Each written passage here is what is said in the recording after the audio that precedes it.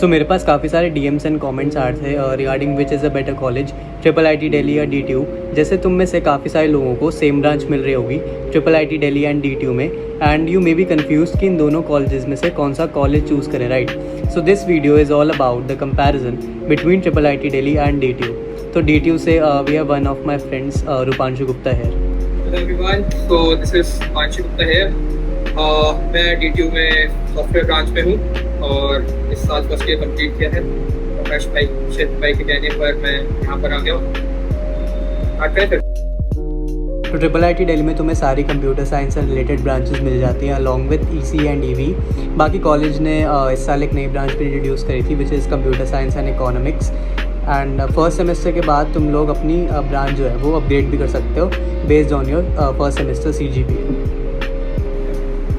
सो जैसा कि आप लोग जानते हैं कि DTU में 20 से भी ज़्यादा बीटेक की ब्रांचेस हैं, इंक्लूडिंग कोर और न्यू जेन फील्ड्स की ब्रांचेस, जैसे कि आर्टिफिशियल इंटेलिजेंस हो गया, डेटा साइंस हो गया, IoT हो गया, रियल हो गया।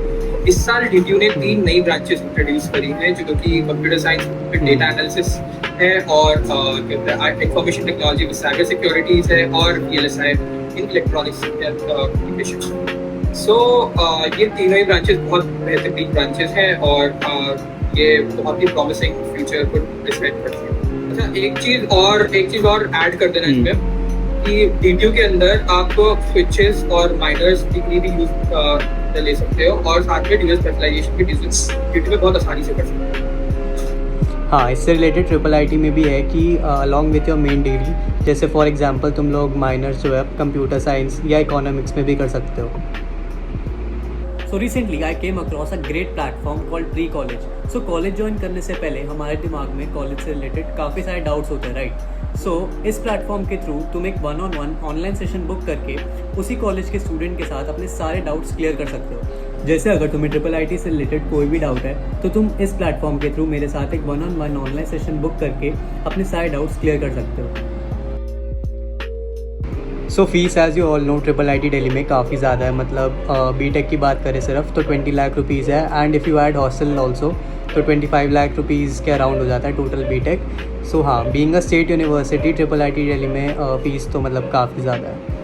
DTU इस मामले में बहुत अफोर्डेबल कॉलेज है, ठीक है। अगर हम मिडिल इनकम फैमिलीज की बात करें तो ठीक है। DTU का जो फर्स्ट ईयर की फीस है वो 2,47,000 के अप्रॉक्स पड़ती है और टोटल कॉलेज फीस जो आती है जो कि इससे पढ़ने मतलब अगर हम दिल्ली की बात करें जो दिल्ली के रहने वाले हैं उनको 11 लाख के अराउंड पड़ेगी। जिनको हॉस्टल लेना है तो उनकी पूरे साल की हॉस्टल फीस 3,40,000 से 4,22,000 के आसपास फीस में पड़ती है, डिपेंडिंग अपॉन आपने कौन सा हॉस्टल लिया, नॉन AC या फिर AC।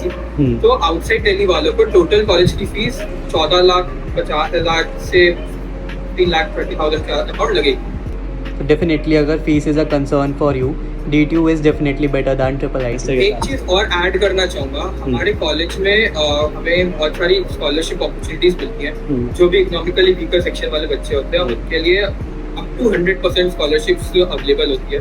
प्लस हमारे कॉलेज में एक और है, जो भी ब्रांच के टॉपर होते हैं उनको merit scholarship based on there merit entirely. अच्छा, तो IIIT दिल्ली में भी तुम्हें काफ़ी सारी स्कॉलरशिप अपॉर्चुनिटीज़ देखने को मिलती हैं। जैसे अगर तुम्हारे पास अगर BPL कार्ड है या फिर गर्ल्स को काफ़ी सारी स्कॉलरशिप मिलती हैं। Also there is a company called Uniqlo, तो वो entirely based on their non academic achievements वो बच्चों को फुल 8% स्कॉलरशिप प्रोवाइड करती है।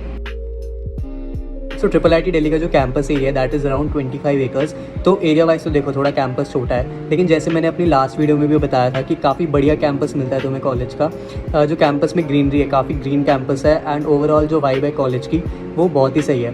और मैं ये बोलूँगा जो कैंपस एरिया है उसका बेस्ट यूटिलाइजेशन करने का ट्राई करा है कॉलेज वालों ने। तो हाँ, campus is one of the best in IIIT Delhi. Okay, so campus की बात करें तो आप जैसे ही जानते हो कि DTU अभी सबसे बड़ा कैंपस है तीनों के यूनिवर्सिटीज़ में। DTU का जो कैंपस एरिया है वो 165 एकर्स का है और 10 ग्रीन कैंपस है, ठीक है। और कॉलेज लाइफ की बात करें तो इस कैंपस में बहुत बेहतरीन दिखती है इतने बड़े कैंपस में, ठीक है। कैंपस के DTU के कैंपस के अंदर बहुत सारे हॉस्टल्स हैं, हैंग आउट जोन्स है, कैंटीन्स वगैरह है, ओपन स्पेसेस है रहने के लिए। सबसे बड़ा कॉलेज का मेन अट्रैक्शन है वो उसका OAT और मिनी OAT है, ठीक है। प्लस कॉलेज बड़ा है लेकिन वहाँ पे कनेक्टिविटीज बहुत आसान है। वहाँ पे कॉलेज में ई-व्हीकल्स होते हैं जो कि आपको एक जगह से दूसरी जगह ले जाते हैं और कॉलेज वेल मेंटेन्ड कॉलेज है। पुराना होने के बावजूद भी उसको बहुत अच्छी तरीके से मेंटेन किया गया है। और कॉलेज की बात करें तो कॉलेज लाइफ तो बहुत अच्छी आती है इस वक्त अपने DTU कॉलेज में। जैसे you all no triple IT Delhi काफ़ी मतलब नया कॉलेज है। सो जो पूरा का पूरा कॉलेज है वो काफ़ी मॉडर्न आर्किटेक्चर पर बना हुआ है। तो DTU में बहुत सारी चीज़ें हैं, आपको बहुत पॉपुलर स्पॉट्स और हैंगआउट जोन्स है उसमें, जैसे अमूल पॉइंट है, किटकैट पॉइंट है, एक जूस कॉर्नर्स है, मैगी पॉइंट है, कॉफ़ी शॉप्स कॉफ़ी कॉर्नर्स है, और डोमिनोज है। बहुत सारी चीज़ें हैं वैसे। यहाँ DTU में तो काफ़ी सारे ईटिंग ऑप्शंस हैं। हाँ, लेकिन यहाँ पर भी तुम्हें नेस्कैफ़े मिल जाएगा, there is a juice corner. इसके अलावा तुम्हें एक डोसा कॉर्नर भी मिल जाएगा एंड एक चाय की टपरी तो होगी जो हर कॉलेज में होती है। ओके, सो मेस का खाना तो देखो यार, तुम्हें मेस का खाना यहाँ पर अबव एवरेज मिल जाता है। जैसे अगर तुम हॉस्टल में आ रहे हो तो ऑब्वियसली घर जैसा खाना तो नहीं मिलेगा यहाँ पर, बट हाँ मैं ये बोलूँगा खाना यहाँ पर डिसेंट है। एंड अगर तुम हॉस्टल लेते हो तो खाना तो देखो कॉम्प्रोमाइज़ करना ही पड़ेगा। यार देखो, DTU में अगर हॉस्टल का खाना देखना चाहे तो हॉस्टल का खाना एवरेज खाना है, ठीक है। तो बहुत ज़्यादा किसी का एक्सपेक्टेशन रखनी नहीं चाहिए खाने से, तो हॉस्टल के खाने से खास करके, ठीक है। मतलब ऐसा है कि हाँ आप चला सकते हो काम अपना, खाना ठीक ही मिलता है। बीइंग तो हॉस्टल तो मैं बोल रहा हूँ कि यार खाना एवरेज है, ज़्यादा अच्छा नहीं है। कभी कभी कोई अच्छा खाना दे देते हैं उनके बच्चे होता है बाई चांस। तो यार देखो, DTU में स्पोर्ट्स फैसिलिटीज जो है वो बहुत अच्छी है, ठीक है। यहाँ पे full size cricket ground, football field, tennis, basketball court और स्टेट ऑफ आर्ट जिम है, ठीक है। हमारे DTU की कॉलेज की टीम्स हैं, national inter college sports tournament में पार्टिसिपेट करती है, IIT से कॉम्पीट करती है, NIT से कॉम्पीट करती है, जीत के भी आती है। तो स्पोर्ट्स के मामले में कॉलेज बहुत अच्छा डिसेंट कॉलेज है। प्लस हमारे कॉलेज में स्पोर्ट्स एनुअल फंक्शन भी होता है जिसको आह्वान बोलते हैं, वो भी हमारे कॉलेज कंडक्ट करवाते हैं, जिसमें बहुत सारे कॉलेजेस आकर के पार्टिसिपेट करते हैं। ट्रिपल आईटी दिल्ली भी आया है, इंटर कॉलेज इवेंट्स भी होते रहते होंगे तुम्हारे कॉलेज में। हाँ मतलब देखो यार, थोड़ा सा ना हमारे कॉलेज में कैंपस एरिया लिमिटेशन भी है, बिकॉज जैसे तुम्हें सारे मेजर स्पोर्ट्स तो मिल जाएंगे, जैसे फुटबॉल हो गया, टेनिस, बास्केटबॉल, और इंडोर तुम्हारे पास एक स्पोर्ट्स ब्लॉक भी है जिसमें तुम्हें badminton, table tennis, swimming pool मिल जाएगा। बट हाँ, थोड़ा सा यहाँ पर स्पोर्ट्स की तरफ फोकस थोड़ा सा कम है। बाकी इवेंट्स भी होते रहते हैं हमारे कॉलेज में, जैसे रिसेंटली अभी एक फ़ुटबॉल का हुआ था एंड एक एनुअल स्पोर्ट्स फेस्ट हम लोगों के होता है जिसे एस्ट्रा बोलते हैं। हमारे यहाँ एक स्पोर्ट्स कॉम्प्लेक्स भी है, इसमें बैडमिंटन वगैरह, टेबल टेनिस वगैरह, रेसलिंग के लिए। तो अगर तुम्हारा मेजर फोकस स्पोर्ट्स है and you want to excel more into sports, तो definitely DTU is a better choice than triple IT Delhi. तो देखो, हमारे अटेंडेंस में देखो क्या है, DTU में अटेंडेंस पॉलिसी बहुत ही लीनियंट है। 75% का क्राइटेरिया है, वो भी कभी कभी कोई प्रोफेसर कोई फॉलो नहीं करता है। अच्छा, ठीक है। तो अटेंडेंस को लेकर के हमारा कॉलेज बहुत लीनियंट है, ठीक है। यहाँ पर इंटर्नशिप, स्टार्टअप्स और साइड प्रोजेक्ट्स करने के लिए बहुत टाइम लगता है, हद से ज़्यादा टाइम लगता है। तो देख, हमारे अटेंडेंस का ऐसे है कि जो अटेंडेंस है वो इंटायरली प्रॉफ पर डिपेंड करती है। सो कुछ प्रॉफ्स होंगे जो इन क्लास क्विजेज ले लेंगे, तो अटेंडेंस उसमें मैंडेटरी है। एंड बाकी तो ऐसा 75% का ऐसा कोई स्ट्रिक्ट क्राइटेरिया नहीं है। सो अटेंडेंस कुछ कोर्सेज में you have to attend classes and बाकी में कोई कंपल्शन नहीं क्लासेस का। यार पता है, क्लब सोसाइटी की दिक्कत ये है, हमारा 50-60 क्लब, पिछले साल ना जब कितने बच्चे आए, हम लोग आए थे, हमको एक लिस्ट पकाई गई थी 50-60 क्लब्स ना, 50-60 कम से कम उसमें थे कुछ 25 या 30 क्लब्स थे जो ऑफिशियली मेंशन थे। बाकी जो है अभी मेंशन नहीं, मतलब ऑन द वे प्रोसेस है, 3-4 साल लगते हैं किसी क्लब को कॉलेज में ज्वाइन करने के लिए। अच्छा, हाँ।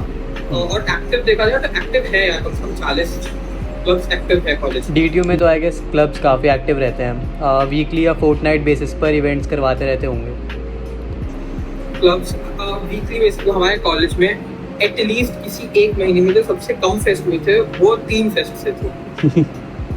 हमारे कॉलेज में हर महीने 3 या 2 से ज्यादा फेस्ट होते ही होते हैं, ठीक है। और ये सारे फेस्ट जो होता है वो ये क्लब सोसाइटीज वगैरह ही कंडक्ट कराती है, सब बच्चों के हाथ में है, सब कहते हैं बच्चे सोसाइटीज को रन करते हैं। प्लस हमारे कॉलेज ने अभी कार्पा कंपटीशन में पार्टिसिपेट किया था, हमारे टीम हमने, और वो ओवरऑल 3rd पोजीशन पर आए हैं ग्लोबली, और उनको $60,000 कुछ प्राइस मनी मिली है प्लस मैं अपना बताना चाहूंगा, मैं टीम इन्फर्नो में, which is a mass robot society, वो उसमें हमने ERC रिमोट में पार्टिसिपेट किया। ERC basically European robot challenge में हम रातों रात में रात भर बैठे थे, अब मैं और हमारे सीनियर्स हमने 3-4 घंटे लगा करके टीम प्रपोजल बनाया, हमने भेजा।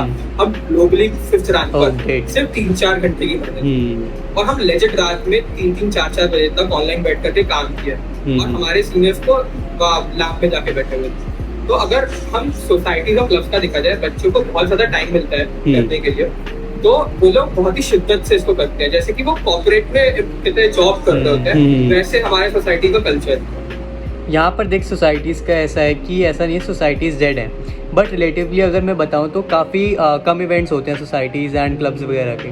लेकिन मैं एक बात बोलूँगा, जो कोडिंग से रिलेटेड सोसाइटीज़ या क्लब्स हैं वो काफ़ी रेगुलरली इवेंट्स करवाते रहते हैं कॉलेज में, जैसे हैकाथॉन्स काफ़ी फ्रिक्वेंटली ऑर्गेनाइज होती रहती हैं कॉलेज में। तो अगर मैं नॉन अकेडमिक जो मैं क्लब्स या सोसाइटीज़ बताऊँ वो थोड़ी सी कम एक्टिव है, बट हाँ अगर तुम कोडिंग में काफ़ी ज़्यादा इंटरेस्टेड हो तो कोडिंग के क्लब्स काफ़ी एक्टिव है एंड काफ़ी अच्छा कर रहे हैं वो अपने फील्ड में। तो वही है कि अगर तुम में जेन्युइनली एक्स्ट्रा करिकुलर्स में ज़्यादा इंटरेस्ट है and you want to excel in those fields, तो हाँ IIIT दिल्ली में तुम्हें थोड़ा सा कम टाइम मिलेगा, ये बात तुम ध्यान में रखना। You have to focus more towards the academics.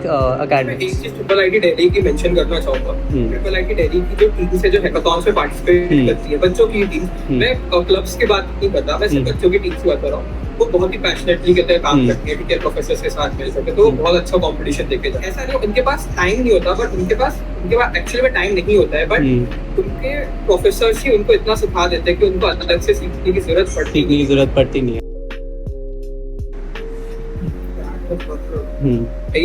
खत्म। तो यार अगर एकेडमिक लोड की बात की जाए तो DTU में एकेडमिक लोग बहुत कम है, ठीक है, ऐसा नहीं कि प्रोफेसर पीछे पड़े रहते हैं असाइनमेंट सबमिट करने के, प्रोजेक्ट करने के, डेडलाइंस से, ऐसा कुछ यहाँ पर है नहीं, ठीक है। यहाँ पर ऐसा है कि आप कॉलेज आओ, क्लासेस अटेंड करो, अगर आपको करनी है तो करो, नहीं करो, बट अपना थोड़ा सा मिनिमम अटेंडेंस तो एटलीस्ट मार्क करके चलो, ठीक है।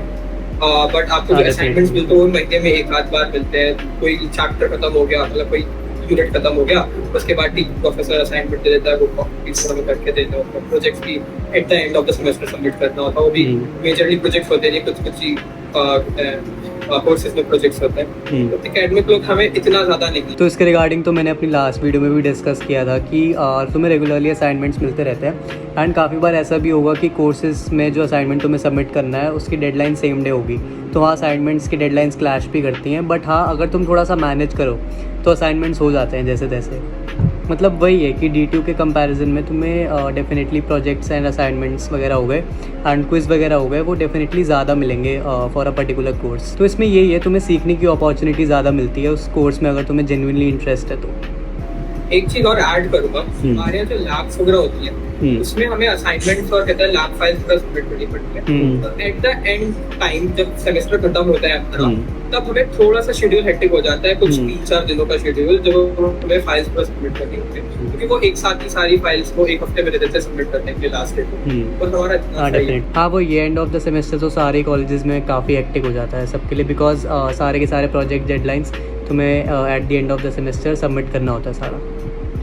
तो अगर मैं अब थोड़ा सा लैब्स के बारे में बताऊं तो सारी की सारी लैब्स एक तो ग्रेडेड होंगी थ्रू आउट द सेमेस्टर, और लैब्स का मैं ये बोलूँगा कि अगर थ्योरी तुम्हें इस लेवल की पढ़ाई जा रही है कोर्स के अंदर, तो जो लैब है वो डेफिनेटली इस लेवल की होगी, तो तुम्हें पहले से थोड़ा बहुत तो डेफिनेटली पढ़कर आना पड़ेगा, एंड जो उससे रिलेटेड टॉपिक्स हैं उसमें भी थोड़ी बहुत तो प्रैक्टिस करके आनी पड़ेगी, वरना लैब में तुम क्वेश्चन सॉल्व नहीं कर पाओगे। बाकी जो लैब्स हैं वो ऑनलाइन प्लेटफॉर्म्स पर ही होती हैं, हैकर रैंक वगैरह अगर तुम्हें पता हो, एंड जो बाकी अगर मैं बताऊँ मेरे फर्स्ट सेमेस्टर में इसके अलावा तो वही हुई थी इलेक्ट्रॉनिक्स की लैब। तो हमारे लैब्स में इतना ज़्यादा अटेंडेंस पॉलिसी और वो सब नहीं है, ठीक है। लैब्स में भी मतलब अटेंडेंस मिनिमम आपको कम से कम कुछ नहीं तो 25% या 30-40% आपका अटेंडेंस लेनी पड़ेगी, आपको अटेंडेंस के अगर मार्क्स चाहिए तो। प्लस इसमें लैब्स में ज़्यादा कहते हैं हेक्टिक हमारा होता नहीं है। लैब्स ऑब्वियसली ग्रेडेड होती है और वीकली ग्रेडेड लैब्स भी होती है हमारी, बट इतना ज़्यादा हमें उसमें ध्यान देने की जरूरत है, करने की जरूरत नहीं पड़ती एज कम्पेयर टू। बाकी अगर मैं लैब एग्ज़ाम का बताऊं तो मतलब ऐसा है कि काफ़ी सारे क्वेश्चंस नहीं आएंगे, 2-3 क्वेश्चंस ही आएंगे, बट हाँ वो सारे के सारे डिमांडिंग क्वेश्चंस होंगे। तुम्हें अच्छे से प्रिपेयर होना पड़ेगा उनको सॉल्व करने के लिए। हमारे लैब्स के भी एग्जाम मेरे हुए थे फिजिक्स लैब में, तो मुझे हमें फिजिक्स की लैब थी फर्स्ट सेमेस्टर में। वो जो लैब थी वो तो year on semester long lab थी, तो उसमें कुछ ऐसा नहीं था। जो एक्सपेरिमेंट कर रहे हैं उसी के बेसिस पे हमें ग्रेड देंगे। और जैसे सी प्रोग्रामिंग की लैब हो गई या फिर उन्होंने एट द एंड जाकर के 2 क्वेश्चन दिए थे, वो भी बहुत इजी से कर लिए, सबको फुल नंबर मिले। मैं देख हमारे में अगर मैं बताऊं तो जैसे अगर 600 का बैच है तो उसमें काफ़ी कम लोग होंगे जो एकदम फुल स्कोर कर रहे होंगे, जैसे 150 के अराउंड फुल स्कोर कर रहे होंगे। बाकी मोर देन 50% लोग ऐसे होंगे जो 1.5 ही क्वेश्चन सॉल्व कर पा रहे होंगे आउट ऑफ 3 गिवन क्वेश्चंस। तो हाँ डिफ़िकल्टी लेवल थोड़ा सा ज़्यादा तो है, बट ये तुम्हें एक बेनिफिट है इससे कि तुम्हें सीखने को ज़्यादा मिलता है यहाँ पर। तो अगर हम एवरेज स्कोर की बात करें तो यार देखो हमारे कॉलेज में स्कोर करना रिलेटिवली आसान है, ठीक है। मतलब कुछ ब्रांचेस है इलेक्ट्रिकल वहाँ पर थोड़ा टफ लगता है बच्चों को स्कोर करने में, वहाँ पर एवरेजेस बहुत कम होते हैं। बट कंप्यूटर साइंस जैसे हो गया, आईटी डिपार्टमेंट हो गया, और कहते हैं सबसे आसान सॉफ्टवेयर जो मेरी खुद की ब्रांच है, ठीक है, वहाँ पे स्कोर करना बहुत आसान होता है हमारे कॉलेज में। मतलब अगर हम देखा जाए तो एवरेज स्कोर अगर हम टॉप 3 ब्रांचेस CS, IT और SE का देखें, तो एवरेज स्कोर अगर 40 मार्क्स का पेपर हो रहा है, average score will be around 25 marks, ठीक है। उससे ज्यादा अबव 50% एवरेज मतलब वो आ जाता है। तो पेपर आसान होता है, बट कुछ पेपर्स हैं, कोर्सेज हैं जैसे DSA वगैरह हो गया, मैथ्स हो गई, इलेक्ट्रिकल के कोर्स हो गए, वहाँ पर एवरेज बहुत लो जाता है। तो अगर मैं एवरेज स्कोर के बारे में जैसे बताऊं कॉलेज का, तो मोस्ट ऑफ द कोर्सेज में ऐसा होता है कि जो एवरेज रहता है वो बिलो 50% रहता है आउट ऑफ द टोटल जो मैक्सिमम मार्क्स है। जैसे मैं अगर बताऊं मैथ्स में सपोज अगर 80 मार्क्स का पेपर हुआ तो एवरेज इज़ अराउंड 30-35 मार्क्स, तो हाँ बिलो 50% ही है एवरेज स्कोर। एंड इससे डिफ़िकल्टी का आइडिया तो थोड़ा लगा सकते हो तुम लोग। अगर हम देखें तो DTU में प्लेसमेंट भी मतलब सेशन चल ही रहा है, तो ऑब्वियसली कम ही है। इस साल का जो हाईएस्ट इंटरनेशनल पैकेज लगा है वो 1.8 CR का है, और जो डोमेस्टिक हाईएस्ट पैकेज है वो 85 LPA का है, ठीक है। एवरेज भी हमारे कॉलेज का प्रीटी डिसेंट है, क्योंकि हमारे नॉन टेक की कंपनीज बहुत ज्यादा आती हैं। टेक की कंपनीज तो आती है भर भर के, और नॉन टेक की भी आती है, क्योंकि हमारे कॉलेज वास्ट फील्ड कॉलेज के बहुत सारे ब्रांचेस हैं। तो इसकी वजह से हमारे कॉलेज का जो एवरेज है वो 15 LPA के आसपास का है। बट अगर हम वो देखें कि हम सिर्फ टेक ब्रांचेस का देखें, मतलब अगर हम CS, IT, सॉफ्टवेयर और कहते हैं MNCs तक का देखें, सब पार्ट ऑफ इलेक्ट्रिकल और PCB, तो जो एवरेज प्लेसमेंट आ रही है वो 17 लाख के अराउंड आती है। CS की भी 17 लाख है, IT की कुछ 18 लाख है, और सॉफ्टवेयर की इस साल अच्छी आई है, 18.5 लाख का एवरेज आया है सॉफ्टवेयर का इस साल। तो अगर मैं पैकेजेस की बात करूँ सो IIIT में भी सारी ब्रांचेस का अगर एवरेज हम लोग देखें तो it is around 18 to 90 lakhs which is kind of similar to DTU। तो वही पॉइंट है कि जो पैकेज है उसमें इतना डिफरेंस नहीं है। The most important thing is तुम कितने स्किल्ड हो अपने 4 साल के BTech के बाद, दैट इज़ मोर इम्पॉर्टेंट। अगर आपके पास स्किल्स है तो मैटर ही नहीं करता आप कौन से कॉलेज में, चाहे आप DTU और IIIT जैसे Tier 1 कॉलेज में आ रहे हो, चाहे आप किसी भी Tier 3 कॉलेज में, अगर आपके पास स्किल्स है आप हाईएस्ट पैकेज भी लेके जाओगे। आप कहते हैं because end of the day course curriculum से तो प्लेसमेंट नहीं होने वाली है।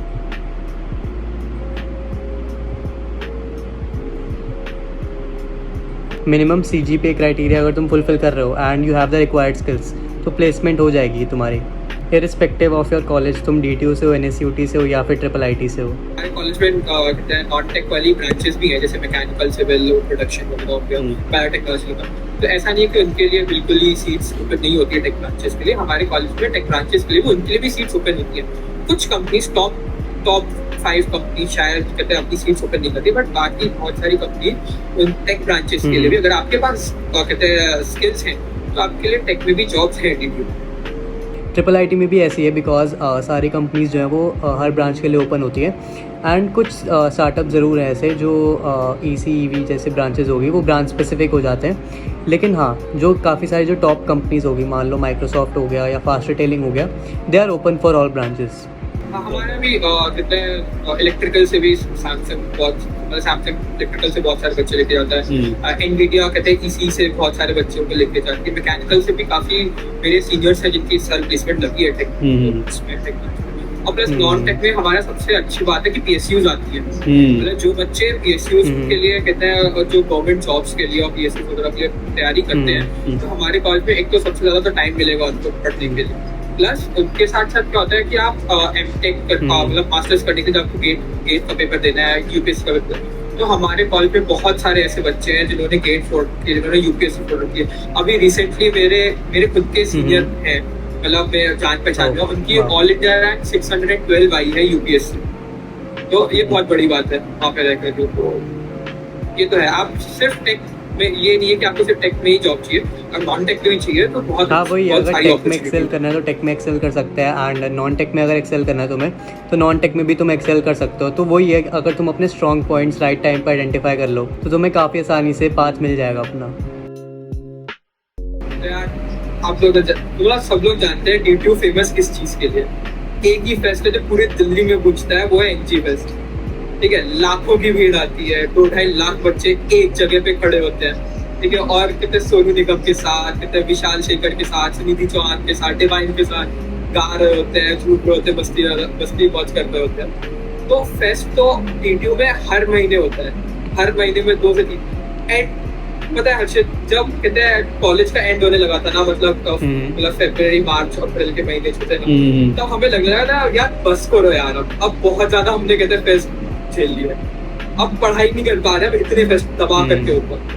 तो फेस्ट के मामले में DTU one of the best college है within all the colleges, BTech के कॉलेजेस इन ट्रिपल IT में तो देखो थोड़ा पॉजिटिव है, बिकॉज कॉलेज में जैसे 2-3 ही फेस्ट होता है एनुअली। एंड मैं ये बोलूँगा कि यहाँ पर देखो ऑनेस्टली बताऊँगा कि मौज मस्ती का टाइम तो कम ही मिलता है यहाँ पर। And if you are into research तो ट्रिपल IT दिल्ली में तुम्हें काफ़ी बढ़िया रिसर्च अपॉर्चुनिटीज़ मिल जाती हैं, बिकॉज सारे के सारे प्रोफेसर्स एक तो PhD होल्डर्स हैं एंड इंटरनेशनल यूनिवर्सिटीज़ हैं, सो उनके काफ़ी लिंक्स हैं एंड रेगुलरली वो प्रोजेक्ट्स करते रहते हैं। रेगुलरली हम लोगों को मेल्स आती रहती हैं। मोर ओवर मैं ये बोलूँगा कि हमारा रिसर्च एंड डेवलपमेंट ब्लॉक है डेडिकेटेड, सो वहाँ पर जो तुम्हें इक्विपमेंट्स मिलेंगे वन ऑफ दी बेस्ट वहाँ पर मिलेंगे। रिसर्च का जो है काफ़ी स्कोप है यहाँ पर। यार अगर DTU में बात की जाए तो रिसर्च अपॉर्चुनिटीज DTU में थोड़ी सी कम है with respect to triple IT Delhi, क्योंकि यहाँ पे इतना ज़्यादा एकेडमिक फोकस नहीं करते हैं बच्चे खुद ही क्लब्स और सोसाइटी दुनिया में ज़्यादा फोकस करते हैं। तो रिसर्च वाला पार्ट में थोड़ा सा DTU लैक करता है।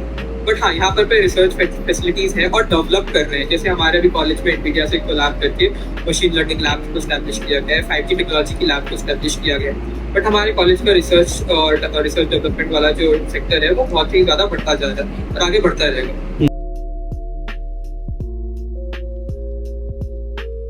तो ट्रिपल IT एंड DTU दोनों ही दिल्ली के टॉप कॉलेजेस हैं। तो जो फैक्टर्स हम लोगों ने वीडियो में डिस्कस करें हैं, तुम उनको ध्यान में रखते हुए अपने लिए जो बेस्ट कॉलेज होगा वो चूज़ कर सकते हो। And if you like the video so do subscribe the channel and I will see you in the next one. Bye.